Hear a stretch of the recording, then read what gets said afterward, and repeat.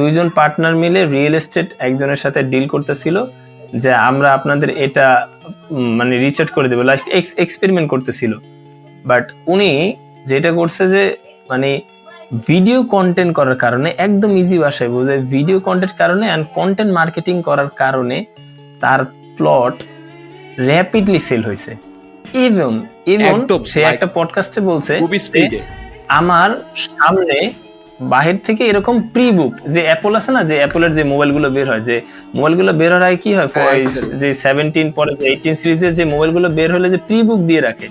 তো সে নাফিস সেলিম ভাই এক পডকাস্টে বলতেছে যে আমাকে অনেকেই স্টিল মেসেজ দিয়ে বলছে যে ভাই আপনি বাংলাদেশের যে জায়গায় আপনি একটা জমি দেন, যে জায়গায় আপনি প্লট দেন, রিয়েল এস্টেট দেন, আমি আপনাকে টাকা দিয়ে রাখবো, আপনি বলবেন, মানে প্রি বুক দিয়ে রাখছে তার ফ্ল্যাটের জন্য।